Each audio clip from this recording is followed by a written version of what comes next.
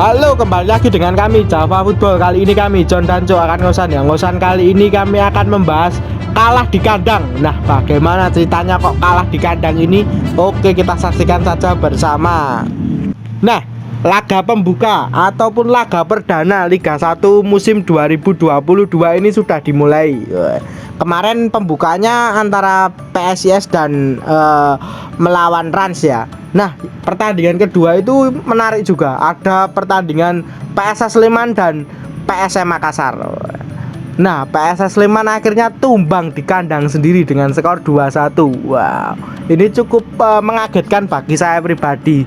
Ditonton oleh ribuan bahkan puluhan ribu Sleman fans, PSS itu tumbang gue. Padahal supporternya sudah all out 90 menit bernyanyi tanpa henti. Saya itu mendengarkan, wah, 90 menit tanpa henti mereka itu bernyanyi. Bahkan Brigata Kurvasud menampilkan koreonya yang cukup keren juga. Wah, akhirnya malah tetap aja kalah dengan skor 2-1. Dan menurut pandangan saya pribadi, ini PSS Sleman masih terlalu banyak PR-nya, ibaratkan seperti itu.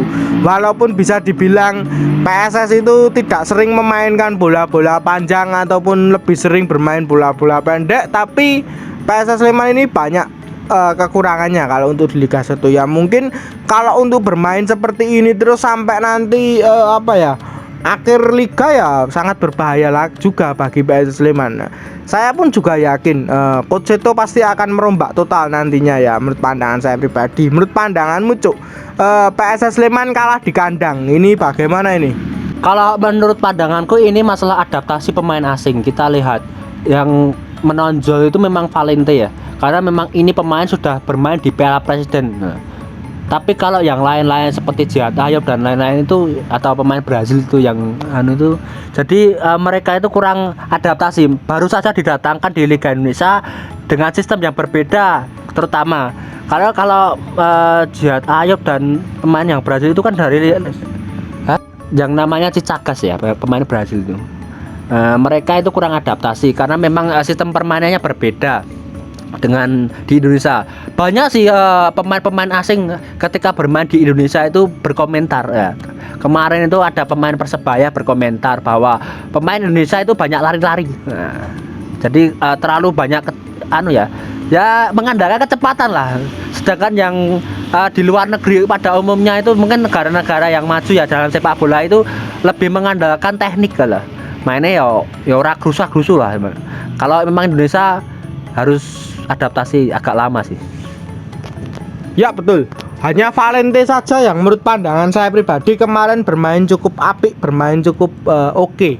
Ibaratkan seperti itu. Tapi juga masih banyak koreksi-koreksi lagi. Nah, benar memang PSS Sleman itu jarang memainkan long ball itu jarang bermain antar kaki ke kaki. Tapi kritikan terjadi ini lebih sering ke pemain tengah. Kalau menurut pandangan saya pribadi ya, pemain tengah PSS Sleman itu sangat kurang sekali ya.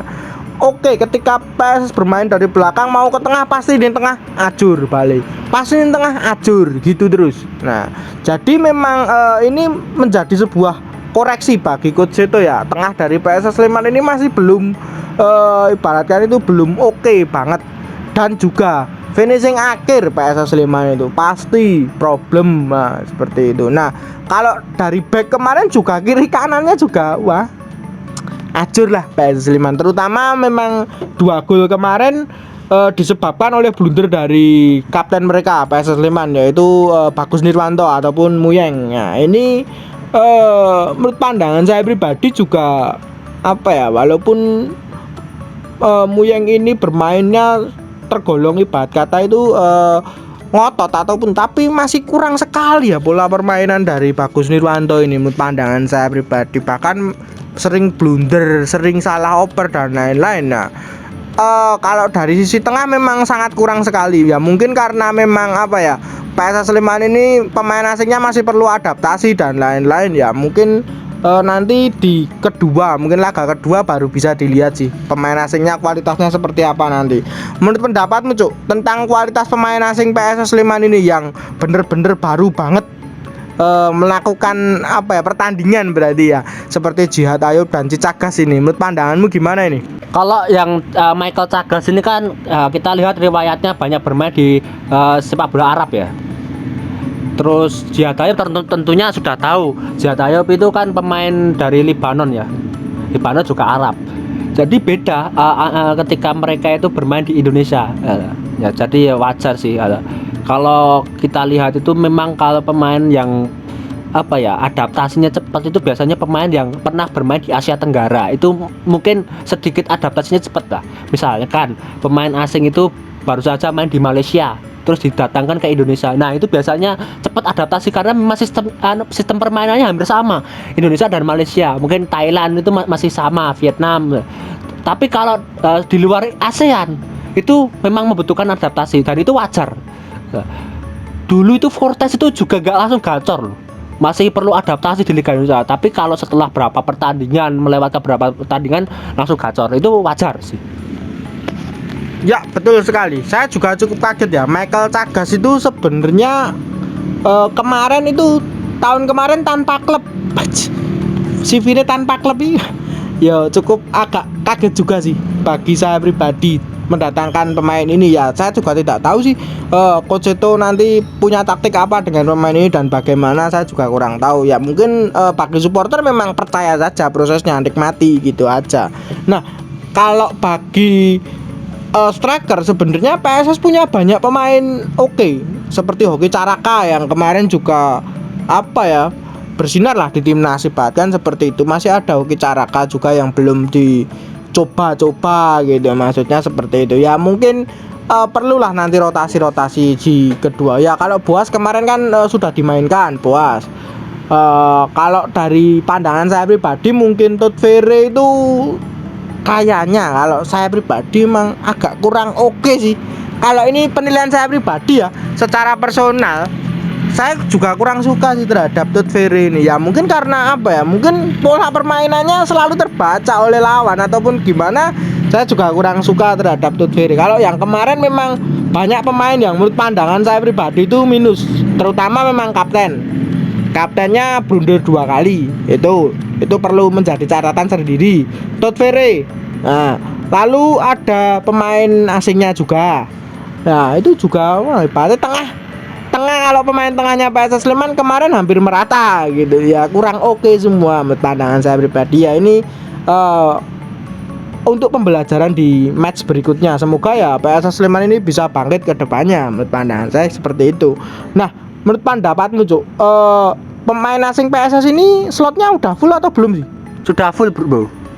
Jadi gini, kalau saya mau tambahkan ya, untuk pemain asing kita wajarkan kalau mereka itu memang butuh adaptasi, karena pemain lokal itu sebenarnya memang harus ya dikritik, pantas dikritik, terutama Bagus Nirwanto. Dia sudah berapa tahun di PSS, jadi ya nggak seperti itulah kalau bermain sih. Sebenarnya dia sudah paham alurnya, dia paham kondisinya PSS gimana. Sebenarnya memang kemarin underperform, perlu berbenah lah untuk Bagus Nirwanto. Terus untuk Todd Ferry ini PSS adalah tim pertama di luar Papua yang dia perkuat. Jadi memang ya gitulah ya Todd Ferry ya. Tapi sebenarnya kan dia juga gak perlu adaptasi lama karena di situ juga ada Kakak Boas untuk membimbing Todd Ferry. Jadi memang ya masih ada temen lah ya dari sama Papua. Terus dia itu juga di Piala Presiden juga sering bermain. Jadi memang ya ini sangat mengecewakan sih.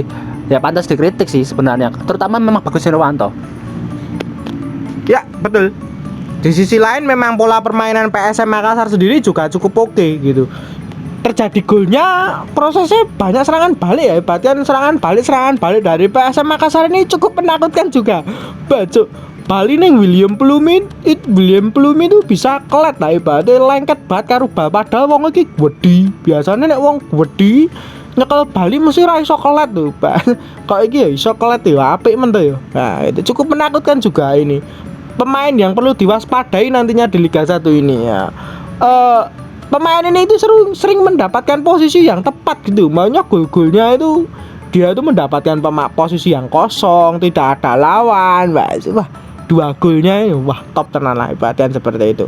kalau dari PSS Sleman ya banyak minusnya. Semoga ke depan bisa dibenahi oleh Coach Seto sendiri ya. Kita cuma bisa mengkritik ya sebagai penonton ataupun penikmat. Kita cuma bisanya cuma cangkeman ataupun mengkritiknya seperti itu. Nah, mungkin itu saja perbincangan kita tentang PSS Sleman ini. Jangan lupa like, comment, dan subscribe.